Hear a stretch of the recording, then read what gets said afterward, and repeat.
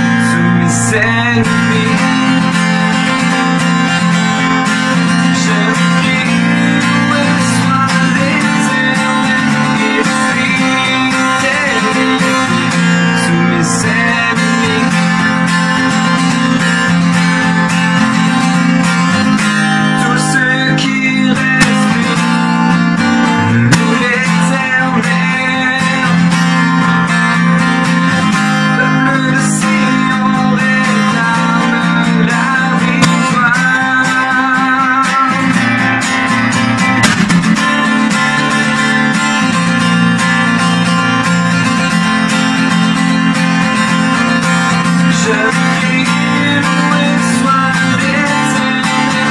Je prie, loué soit l'Éternel. Je prie, loué soit l'Éternel. Il suit délivré sous mes ennemis. Je prie, loué soit l'Éternel. Je prie, loué soit l'Éternel. Je prie, loué soit l'Éternel. Et je suis délivré sous mes ennemis.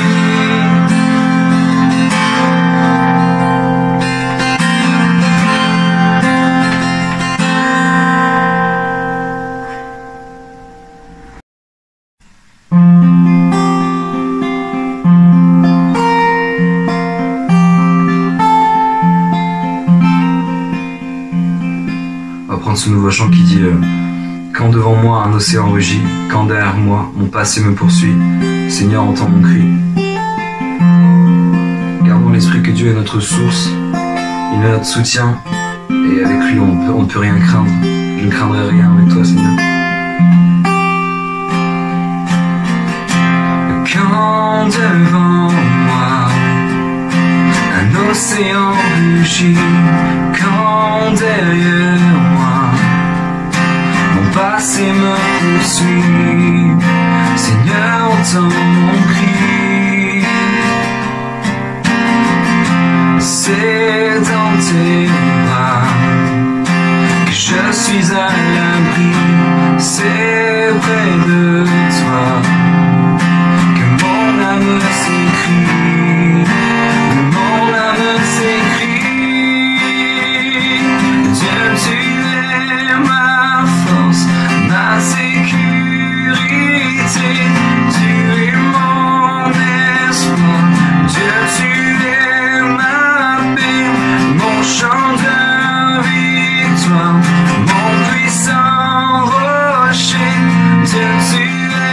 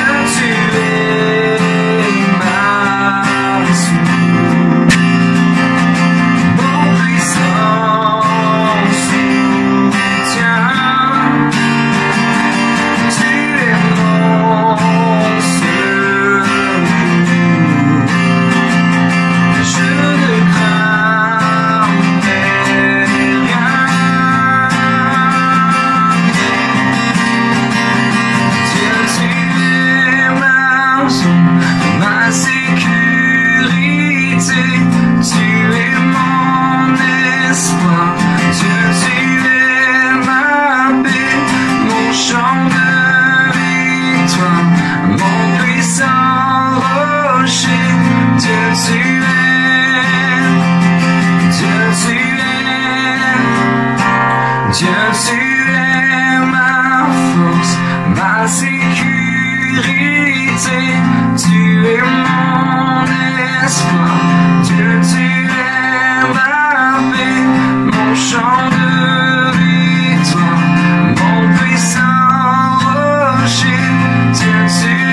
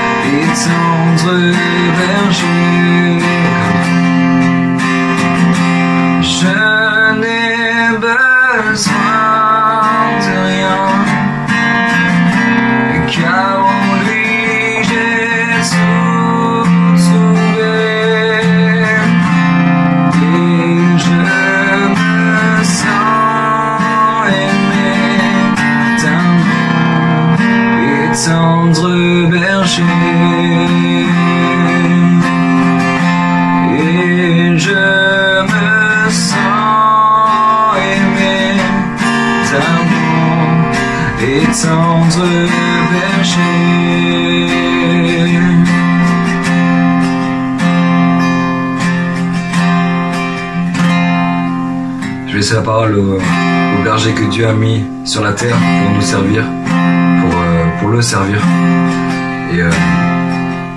Et soyez bénis.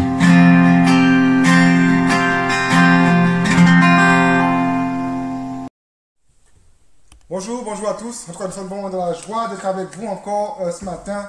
Je veux vraiment remercier, c'est vrai que je ne le fais pas systématiquement, mais l'esprit est là. Hein. Je veux remercier Théo pour vraiment ce moment de louange, ce temps de louange, ce temps qu'il prend aussi. Je veux vraiment le remercier. Il y a de ça 2 dimanches, on avait eu aussi Pascal avec nous. C'était une joie, hein, c'était une joie d'avoir Pascal avec nous, Pascal avec Théo. En tout cas, nous sommes dans la joie. En tout cas, je tiens à dire vraiment ce matin que l'Église continue. L'Église continue à exister. On a prié mardi dernier, j'avais insisté pour qu'on prie vraiment pour ceux qui ne connaissent pas encore Christ, pour les inconvertis, pour ceux qui n'ont pas encore fait la paix. Et j'exhorte vraiment chacun à continuer de le faire, à continuer à prier vraiment pour toutes ces âmes. Et je crois vraiment que l'Église doit prendre les choses très très au sérieux. Très très au sérieux. On est dans une période qui est très réelle, une période où nous devons traverser en victorieux. Et c'est la prière qui va nous aider à traverser vraiment cette période en guerrier victorieux. En tout cas, vraiment, prenez le temps de prier, prenez le temps de partir dans la présence de Dieu. Et je crois vraiment, je discutais vraiment avec quelqu'un cette semaine, et je crois vraiment que tous ces temps, je crois, appellent l'Église, appellent chaque chrétien à retrouver une autonomie, à apprendre à venir chercher son pain quotidien dans la présence de Dieu. Et le pain quotidien, c'est pas simplement ce que le pasteur va donner dans une prédication, mais le pain quotidien, c'est ce que je vais aller de façon vraiment aussi personnelle, que je vais chercher de façon personnelle la parole de Dieu. On va continuer notre série sur la famille. La série sur la famille qu'on a commencé. Et voilà, j'avais pas plus ou moins prévu d'être aussi, que ça dure autant. Et en passant, on attend toujours vos questions. Vraiment, envoyez vos questions. Et comme je l'ai dit, si on ne reçoit pas de questions, on va vous appeler, on va appeler quelques personnes pour avoir des questions. Et quand je parle de famille, je parle vraiment des couples, mais je veux dire à tous ces gens qui sont célibataires ou peut-être à tous ces gens qui n'ont pas d'enfants, vous êtes vraiment une famille vraiment pour l'Église. Il y a vraiment quelque chose de bon en vous, et vous avez dans cette Église, vous avez des enfants, vous avez vraiment une famille. Le titre du message aujourd'hui, c'est ce que la femme vertueuse nous enseigne. C'est le 3e message et c'est le 2e message en tout cas aussi sur ce texte. Ce que la femme vertueuse nous enseigne. Dimanche dernier, nous avions vu 5 points et aujourd'hui, on va avoir 5 autres points. J'ai voulu condenser 5. Peut-être que ça rallonge un petit peu le message, mais au moins, on ne s'étend pas de trop. Ce que la femme vertueuse nous enseigne. Et mon épouse va lire Proverbe 31, les versets 10 à 31. Proverbe 31, les versets 10 à 31. Qui peut trouver une femme vertueuse? Elle a bien plus de valeur que les perles. Le cœur de son mari a confiance en elle, et les produits ne lui feront pas défaut. Elle lui fait du bien et non du mal, tous les jours de sa vie. Elle se procure de la laine et du lin, elle travaille d'une main joyeuse. Elle est comme un navire marchand, elle amène son pain de loin. Elle se lève lorsqu'il est encore nuit, et elle donne la nourriture à sa maison, et la tâche à ses servantes. Elle pense à un champ, et elle l'acquiert. Du fruit de son travail, elle plante une vigne. Elle ceint de force ses reins, et elle affermit ses bras. Elle sent que ce qu'elle gagne est bon. Sa langue ne s'éteint point pendant la nuit. Elle met la main à la guenouille, et ses doigts tiennent le fuseau. Elle tend la main au malheureux, elle tend la main à l'indigent. Elle ne craint pas la neige pour sa maison, car toute sa maison est vêtue de cramoisis. Elle se fait des couvertures, elle a des vêtements de fin lin et de pourpre. Son mari est considéré aux portes, lorsqu'il siège avec les anciens du pays. Elle fait des chemises et les vend, et elle livre des ceintures aux marchands. Elle est revêtue de force et de gloire, et elle se rit de l'avenir. Elle ouvre la bouche avec sagesse, et des instructions aimables sont sur sa langue. Elle veille sur ce qui se passe dans sa maison, et elle ne mange pas le pain de paresse. Ses fils se lèvent et la disent heureuse. Son mari se lève et lui donne des louanges. Plusieurs filles ont une conduite vertueuse, mais toi, tu les surpasses toutes. La grâce est trompeuse, et la beauté est vaine. La femme qui craint l'Éternel est celle qui sera louée. Récompensez-la du fruit de son travail, et qu'aux portes ses œuvres la louent. Alléluia. En tout cas, vraiment que le nom de l'Éternel soit béni. La parole de Dieu est tellement belle, tellement complète, tellement, je dirais, dynamique. C'est dynamique et dynamite en même temps. Et nous allons continuer notre série sur la famille. Et ce matin, nous avançons avec notre troisième message, ce que la femme vertueuse nous enseigne. On avait déjà commencé, ce que la femme vertueuse nous enseigne, on avait déjà commencé à en discuter la semaine passée. On avait vu 5 points, aujourd'hui on va voir 5 autres points. Et nous avons aussi vu la fois dernière que c'est impossible de retrouver tous les critères de Proverbe 31 dans une seule femme. Et c'est vraiment impossible. Et là, c'est vraiment une maman, la maman du roi Lémuel, en fait, qui dit au roi Lémuel quel genre de femme qu'elle voudrait pour elle. Et par contre, tous ces critères qui sont mentionnés sont plus qu'utiles dans le couple. Et je crois qu'on ne peut pas s'attendre à avoir tous ces critères rassemblés, réunis dans une seule femme. Ça voudrait dire en fait que c'est une femme extraordinaire, c'est une femme qui dort jamais, qui ne sommeille jamais, qui se repose jamais, et c'est pas le but. Et je suis arrivé à croire, et plus que j'étudiais ce texte, je suis arrivé à croire que la femme vertueuse n'existe pas, même s'il faudrait utiliser les principes de cette femme qui sont dans ce texte pour construire des foyers familiaux, vertueux. Je crois une famille vertueuse, je crois un foyer vertueux, un foyer familial vertueux, mais la femme vertueuse à elle tout seule, c'est difficile. Et j'avais même dit la dernière fois que voilà, si quelqu'un veut rester célibataire, qu'il cherche une telle femme, et voilà, vous aurez un petit temps à attendre. Mais en tout cas, je prie que chaque mariage, chaque foyer de cette église puisse devenir vertueux pour la gloire de Dieu, puisse venir des foyers exemplaires pour la gloire de Dieu. Et le premier point, et je vais continuer, on est arrivé au cinquième point sur ce message, on va juste continuer. Et le premier point, mais en même temps qui est le sixième point de tout ce message sur Proverbe 31, le sixième point, la femme vertueuse nous appelle à élever l'autre. La femme vertueuse nous appelle à élever l'autre. Et Proverbe 31, le verset 23 nous dit, Proverbe 31, 23. Son mari est considéré aux portes lorsqu'il siège avec les anciens du pays. La femme vertueuse nous appelle à élever l'autre. Ce texte ne demande pas à la femme de se réduire à un état d'esclave pour que son mari soit valorisé aux portes. En fait, le mari est réduit à un état d'esclave pour que le mari soit valorisé aux portes, en fait. La femme est réduite à un état d'esclave pour que le mari, en fait, soit vu comme un pasteur au top. La femme est réduite à un état d'esclave pour que l'évangéliste homme puisse être vraiment élevé. Ce texte ne demande pas à la femme de se réduire à un état d'esclave pour que son mari soit valorisé, mais demande à ce que chacun travaille en conséquent pour que tout le monde soit valorisé et ainsi puisse rentrer pleinement dans l'appel de Dieu pour sa vie.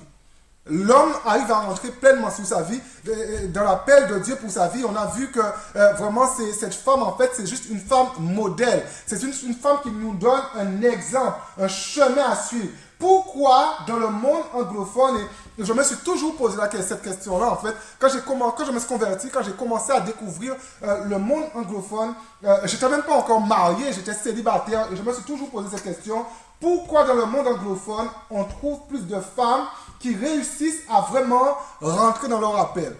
Vraiment rentrer dans leur appel. Pas un appel où on les a imposés, pas un appel qui est une voie de garage, mais pourquoi dans le monde anglophone, tant de femmes arrivent à réellement rentrer dans leur appel? Et parce que je pense que c'est parce qu'il y a une forme d'équilibre qui fait que monsieur avance, mais aussi madame avance. C'est-à-dire que les deux avancent. Il arrive à avoir cet équilibre où les deux se tiennent. Les deux avancent ensemble dans leur appel, dans leur destinée.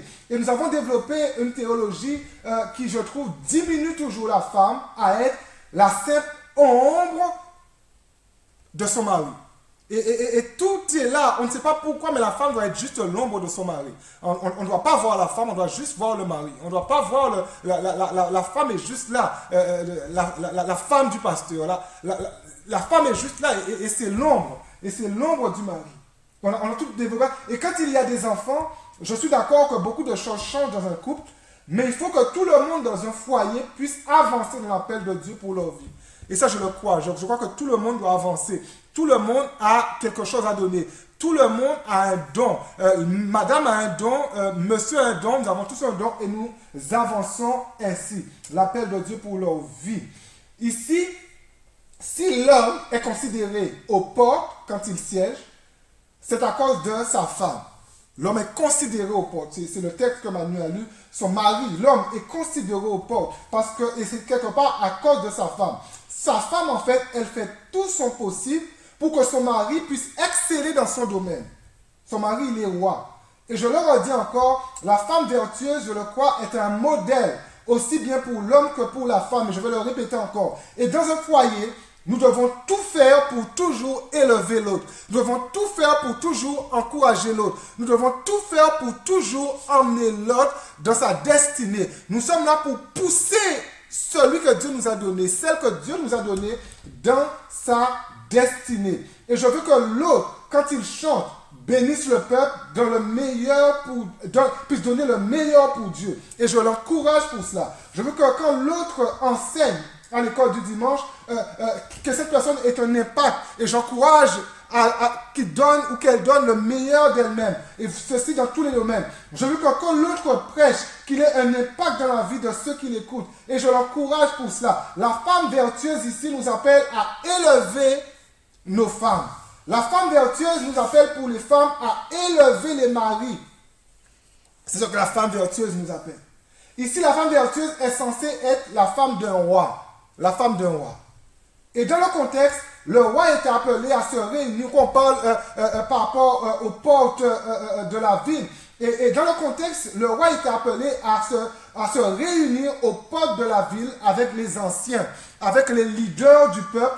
Et ils étaient réunis ici pour prendre des décisions. Et le roi, en siégeant là, en fait, sa femme l'aide à donner le meilleur de lui-même quand il est réuni. Et c'est vraiment tout ce contexte-là où le roi se réunit avec les anciens de l'église. C'est ça, en fait, qui a donné toute cette dimension d'église, d'ecclésia. Ça prend naissance ici. Le roi se réunit. Et quand il s'assemblait, son mari était considéré.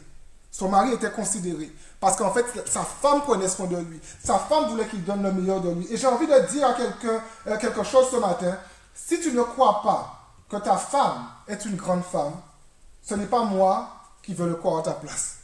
Si tu ne crois pas que ton mari est un grand homme, ce n'est pas moi qui vais le croire à ta place. Beaucoup de couples, sont limités parce qu'ils jouent le jeu du diable dans leur foyer. Toujours en train de limiter, toujours en train de rabaisser, toujours en train de trouver les défauts, toujours en train d'engueuler, toujours en train... Et il y a comme une limitation dans le couple parce qu'on ne s'est pas encouragé. Et ce soir, je peux peut-être dire, femme, arrête de rabaisser ton époux. Ce matin, je peux peut-être dire, homme, arrête de rabaisser ton épouse. Tu as une grande femme. Tu as un grand mari. Tu as une grande femme et tu as un grand mari. Mon Dieu, le 7e point, la femme vertueuse nous enseigne à parler avec sagesse. La femme vertueuse nous appelle à parler avec sagesse. Proverbe 31, 26, elle ouvre sa bouche avec sagesse. Je vais laisser ma femme le lire, elle va le faire mieux que moi. Proverbe 31, 26. Elle ouvre la bouche avec sagesse et des instructions aimables sont sur sa langue. Alléluia. Quand on est lancé, on part et voilà. Elle fait ça mieux que moi. Alléluia. Que Dieu la bénisse. Mais s'il y a quelque chose qui ne doit pas manquer dans un mariage, c'est de la sagesse. Et ça, dans tous les rapports, il faut de la sagesse. La sagesse, c'est quelque chose vraiment de primordial. Et vous pouvez vraiment lire le livre des Proverbes. C'est un livre vraiment de sagesse. Et quand on parle de sagesse, on parle des habilités que Dieu accorde à ceux qu'il aime pour tous les aspects de leur vie. Comment obtenir la sagesse de Dieu? Il ne faut pas regarder la sagesse comme quelque chose qui se fabrique en lisant. Par exemple, on lit beaucoup, on doit de la sagesse, on s'informe beaucoup, on doit de la sagesse. Même si toutes ces choses sont importantes. La sagesse, ce n'est pas quelque chose en fait qui se fabrique simplement en lisant. On peut être, et ça c'est vraiment important, on peut être intelligent, mais sans sagesse. Mais on ne peut pas être sage sans intelligence. On peut avoir beaucoup de connaissances sans sagesse. Mais on ne peut pas être sage sans connaissance. D'ailleurs, en fait, à un moment donné, Dieu va dire, mon peuple périt par manque de connaissance. Parce qu'en fait, le peuple est en train de périr parce qu'ils n'avaient pas la sagesse que la connaissance apportait. Dans l'Ancien Testament, la sagesse, j'avais dit une fois dans une prédication, la sagesse est toujours connectée, et quand on lit même le livre des Proverbes, la sagesse est toujours connectée à la connaissance et à l'intelligence. J'ai besoin de connaissance, j'ai besoin d'intelligence afin d'avoir la sagesse. Et c'est pour ça, en fait, des fois, quand des gens, en fait, qui critiquent un peu les études de la parole de Dieu, je suis un peu embarrassé. Il faut étudier la parole de Dieu. Il faut lire des livres qui nous aident à... Il y a des auteurs formidables qui ont compris des choses que nous n'avons pas compris. Nous devons les utiliser pour mieux aller et pour saisir, pour avoir de la connaissance. Parce que c'est sur la connaissance, en fait, que nous allons construire notre sagesse. Il n'y a pas de sagesse sans connaissance. On doit connaître. Ça n'existe pas. Il n'y a pas de sagesse sans connaissance. D'ailleurs, quand Paul va demander au jeune Timothée d'être un modèle de sagesse pour les fidèles, il va tout de suite lui dire en 1 Timothée 4,13, jusqu'à ce que je vienne, applique-toi, Timothée, à la lecture, à l'exhortation, à l'enseignement. Jusqu'à ce que je vienne, applique-toi à la lecture. Pourquoi applique-toi à la lecture? L'apôtre Paul, il faut le savoir, l'apôtre Paul c'est un savant. Et l'apôtre Paul, en fait, quand il écrit ici, il a sans doute un niveau doctorat plus. C'est un savant, c'est un érudit. C'est quelqu'un qui a, quand il parle de lecture, il parle d'étudier la parole. Applique-toi à l'étude de la parole. L'apôtre Paul, certainement, et c'est plus que sûr, il n'a pas lu que la Torah, mais il a lu aussi des livres. Il a lu des livres du judaïsme, il a lu des livres chez les Grecs, il connaissait en fait l'histoire, il connaissait des choses. C'était un puits de connaissances. D'ailleurs, c'était l'élève de Gamaliel, c'était l'un des plus grands maîtres juifs de l'époque.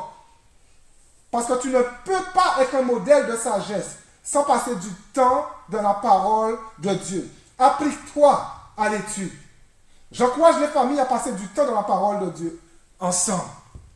Trouvez un temps où vous pouvez avoir des échanges sur vos lectures. Faites des débats à la maison, c'est vraiment important. Faites des débats. Oh, j'ai lu ça, je viens de lire ça. Avant de me coucher, j'ai lu ça. Faites des débats. Appliquez-vous à l'étude. Encouragez-vous. Challengez-vous à aller plus loin. Agrémentez vos lectures de la parole de Dieu avec des bons commentaires. Il y a tellement de bons commentaires. N'ayez pas peur des commentaires. Peut-être, il y a des bons commentaires. Il y a vraiment des bonnes choses, des bonnes littératures, des belles librairies chrétiennes. Achetez des livres. On parlait de l'apôtre Paul, mais croyez-moi, je le dis encore, l'apôtre Paul n'a pas lu que la Torah. Il a lu beaucoup de livres. Plus nous allons connaître Dieu au travers de sa parole, plus comme cette femme vertueuse, nous allons ouvrir nos bouches avec sagesse. Des instructions aimables sont sur sa langue, le texte nous dit. Instruction, c'est enseigner. Alors, cette femme, en fait, elle enseigne littéralement son foyer avec son cœur. Elle enseigne son foyer avec de l'amour parce qu'elle est sage. Un enseignement qui porte, ce qu'elle apporte, c'est vraiment un enseignement qui porte de la consolation, un enseignement qui porte la paix, un enseignement qui porte l'amour, la réconciliation, la victoire, un enseignement qui porte la paix parce qu'il y a de la sagesse.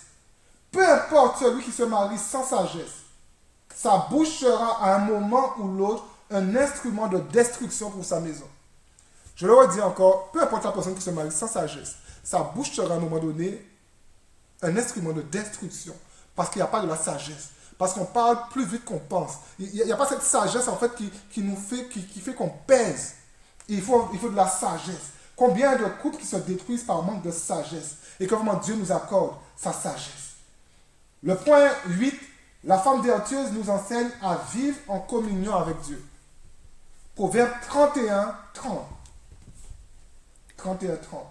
La grâce est trompeuse et la beauté est vaine. La femme qui craint l'Éternel est celle qui sera louée. La femme qui craint l'Éternel, c'est celle qui sera louée. La crainte de Dieu est la base pour peu importe celui qui croit. On ne peut pas croire en Dieu sans craindre Dieu. On croit en Dieu, on craint Dieu. Je peux croire en Dieu sans craindre Dieu. Je peux croire en Dieu sans craindre Dieu, mais ma croyance ne sera pas disciplinée. Le mot discipline, c'est toujours un peu compliqué. Je ne parle pas d'une discipline légaliste, d'une discipline en fait qui m'étouffe. Mais la crainte de Dieu, en fait, c'est ce qui me donne de la discipline dans ma foi, de la discipline dans mon foyer. Je peux divorcer si je veux, insulter si je veux, violenter si je veux, parce qu'il n'y a aucune crainte. La crainte doit revenir dans les foyers. Beaucoup de foyers se séparent parce qu'il n'y a pas de crainte. C'est de la manière que je crains Dieu qui va déterminer l'authenticité de ma relation avec l'autre. Je suis authentique avec ma femme parce que je crains Dieu, parce que je sais que Dieu est là. Ce qui a besoin dans le ménage, dans les mariages, ce ne sont pas des hommes et des femmes qui se croient parfaits, mais des hommes et des femmes qui craignent Dieu. Les mariages doivent être construits avec des hommes et des femmes qui craignent Dieu. Des actions qui accompagnent la vie de celui qui craint vraiment Dieu. Quand on craint Dieu, on pardonne l'autre. Quand on craint Dieu, on prend soin de l'autre. Quand on craint Dieu, on travaille ensemble pour que le mariage qui était destiné à la destruction se restaure. Et j'en passe des choses. La crainte de Dieu dans un couple, et c'est applicable dans tous les domaines, la crainte de Dieu dans un couple, c'est l'œil de Dieu dans le couple. C'est tellement intéressant de réaliser ça parce que je crois vraiment qu'il y a des gens qui n'ont pas cette idée en fait de l'œil de Dieu. Un Dieu qui voit, un Dieu qui entend. La crainte de Dieu dans un couple, c'est l'œil de Dieu dans le couple. Dans beaucoup d'églises, les chrétiens craignent plus le pasteur que Dieu. C'est l'œil du pasteur. Non, oubliez l'œil du pasteur. Mais la crainte de Dieu, ce n'est pas la crainte du pasteur. Moi, je ne demande à personne de me craindre. Mais que chacun puisse avoir la crainte de Dieu. Si je crains Dieu, si j'ai une réelle relation avec Dieu, je finis par vivre ce que j'appelle la présence consciente de Dieu dans tous les domaines de ma vie, mais la présence consciente de Dieu dans mon couple, la présence consciente de Dieu dans mon mariage. Et je suis conscient de la présence de Dieu, je réalise que les yeux de Dieu sont sur mon mariage. Quelque part, je réalise que Dieu me voit. Et alors, la femme va automatiquement honorer son mari et le mari va automatiquement honorer sa femme. Ça va être naturel, comme la Bible le demande. Quand dans les couples, il y aura cette illumination de la présence consciente de Dieu, c'est-à-dire Dieu me voit, le nombre de divorces va diminuer dans l'église et nous allons nous différencier du monde. Tant de divorces, c'est parce que juste à un moment donné, on n'a pas réalisé que Dieu me voit. Et les choses ont dégénéré, il n'y a pas de crainte de Dieu. Et on était seul avec notre couple. Et on n'a pas réalisé ce rapport que Dieu me voit. Je dois arrêter d'être violent parce que Dieu me voit. Je dois arrêter de dire n'importe quoi à mon épouse parce que Dieu me voit. La femme, je dois arrêter d'agir n'importe comment parce que Dieu me voit. On a besoin de vivre cette présence consciente de Dieu dans nos foyers. Et la femme vertueuse l'a vécu. Dans tellement de domaines, nous réagissons comme si Dieu n'était pas là. Dans tellement de décisions, nous réagissons comme si Dieu n'était pas là. Dans nos paroles, parfois, nous réagissons comme si Dieu n'était pas là. Mais l'œil de Dieu est là. J'ai envie de dire à tous les couples ce matin que Dieu est là. Les yeux de Dieu sont chez toi. Mes yeux ne sont pas chez vous, mais les yeux de Dieu sont chez vous. Et quand je parle de crainte, je ne parle pas d'une crainte étouffante qui pousse à vivre dans la peur. Mais je parle d'une crainte qui me pousse à respecter Dieu. Qui me pousse à chercher la volonté de Dieu dans mon mariage. Une crainte qui me pousse à dire, Seigneur, que ta volonté soit faite dans mon mariage comme dans les cieux. Et une telle personne sera reconnue, c'est-à-dire sera considérée, sera prise au sérieux. La femme vertueuse est louée. Elle est prise au sérieux. Le 9e point, la femme vertueuse nous appelle à la reconnaissance. Proverbe 31, c'est surtout la dernière partie pardon, du verset qui va nous intéresser, mais Proverbe 31. Récompensez-la du fruit de son travail, et qu'au porte ses œuvres la loue. Oui, la première partie, j'ai dit deuxième partie, on va prendre la deuxième partie après. Proverbe 31, surtout la partie A, récompensez-la du fruit de son travail. Nous devons être reconnaissants vis-à-vis de celui que Dieu a mis à nos côtés. On récompense parce qu'on reconnaît le fruit de son travail.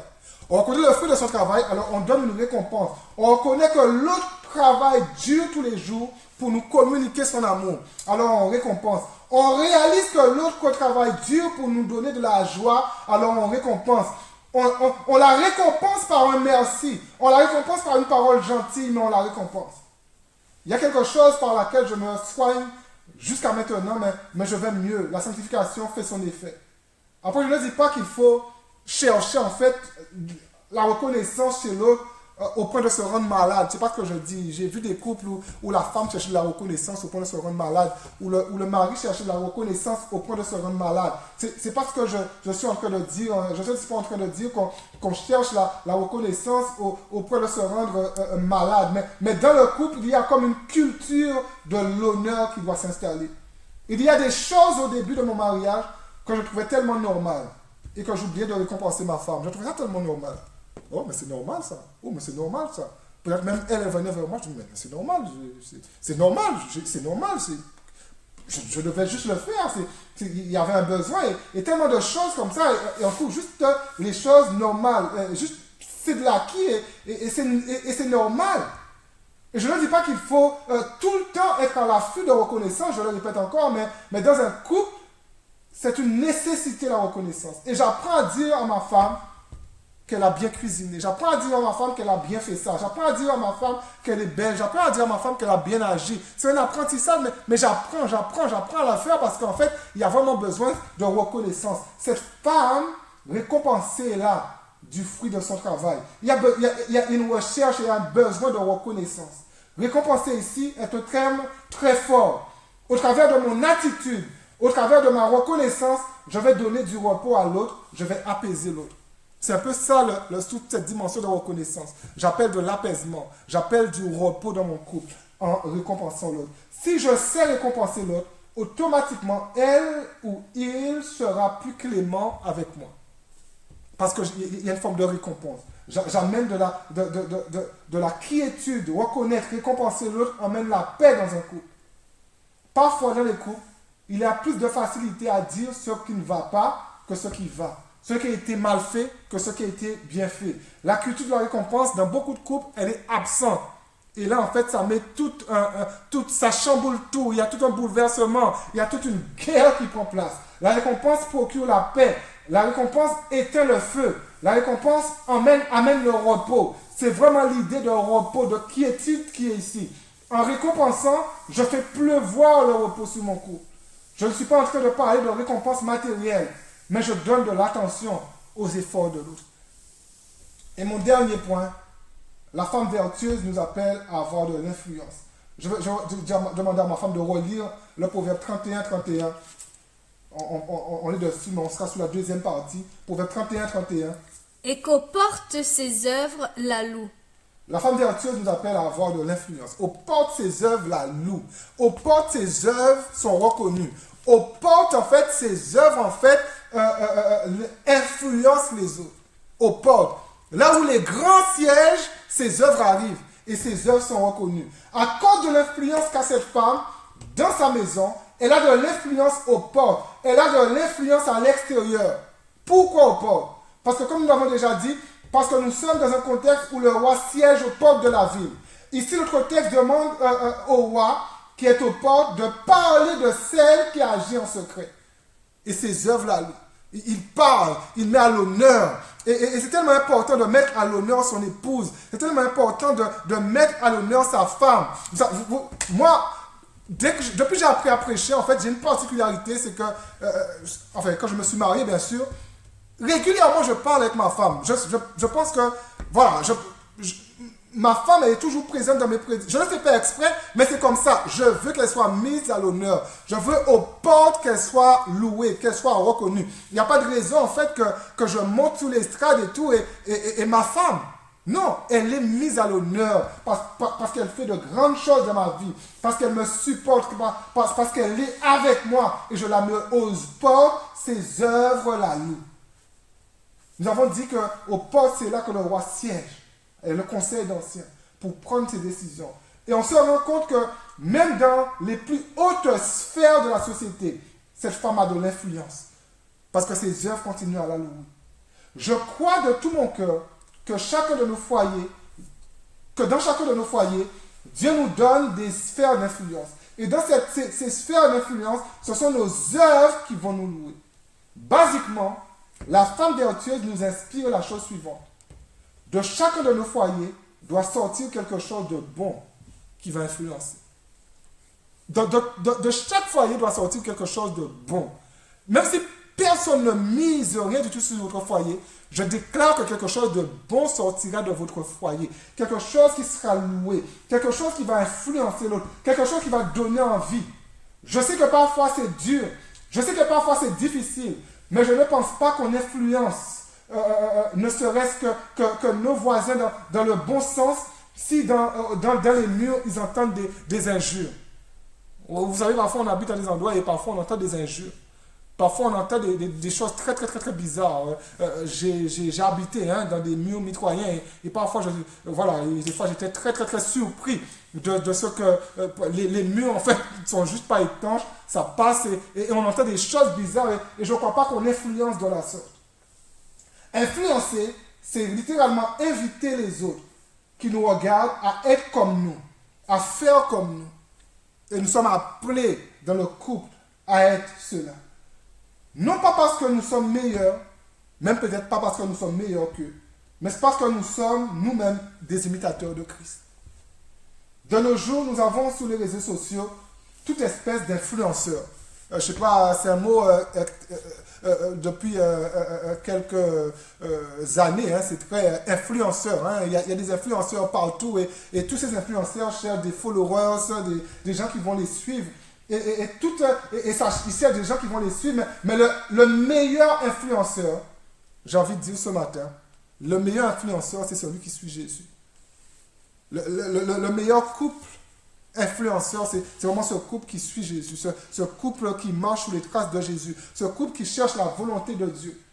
L'influenceur, Paul qui est un grand influenceur, l'influenceur Paul nous donne un bon principe pour influencer. Il nous dira en 1 Corinthiens 11:1, « Soyez mes imitateurs, comme je le suis moi-même de Christ. » Nous pouvons être une famille, un couple d'influence, sous une seule condition. À condition que le couple, que la famille suivent Jésus.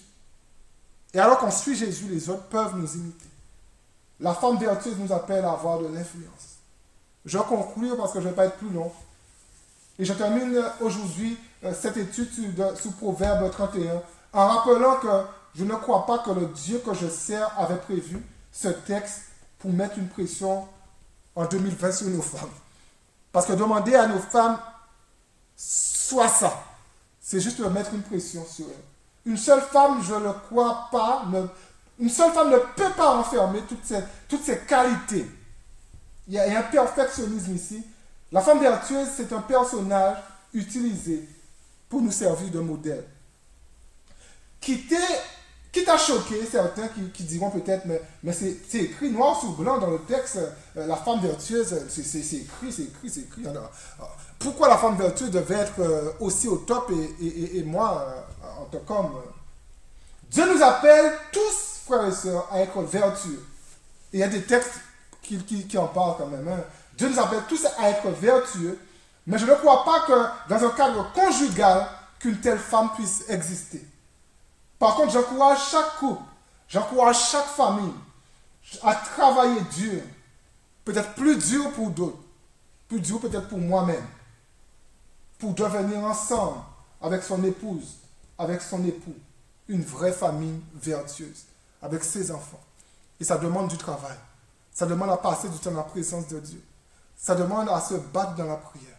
Ça demande à à vraiment chercher à imiter Christ dans chaque domaine de nos vies. Que Dieu nous fasse grâce. Seigneur, Dieu de grâce, de miséricorde, nous bénissons ton nom.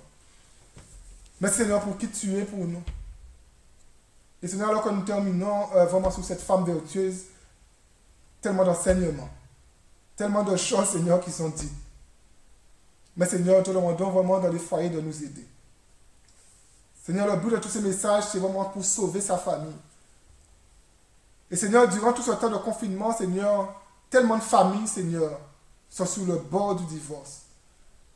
Tellement de familles, Seigneur, se déchirent. Tellement de violences verbales, violences dans les foyers. Mais Seigneur, je veux prendre l'autorité et briser, Seigneur, toute œuvre de l'ennemi. Dans chaque foyer, Seigneur, chrétien. Et Seigneur, nous allons sauver nos familles. Seigneur, nous allons travailler pour être cette famille vertueuse. Et nos foyers, Seigneur, deviendront, Seigneur, des zones d'influence. Seigneur, nous n'allons pas influencer les autres, Seigneur, par le mal, Seigneur, qui s'installe dans nos foyers, mais nous allons influencer les autres, Seigneur, au travers, Seigneur, du bonheur, Seigneur, qui va découler de notre foyer. De nos foyers. Et les autres, Seigneur, le verront. Seigneur, je demande vraiment de te glorifier dans chaque foyer. De garder, Seigneur, chaque maison. Et que vraiment, Seigneur, ta protection, Seigneur, soit sur chaque foyer. En ton nom, nous t'avons prié pour ta gloire.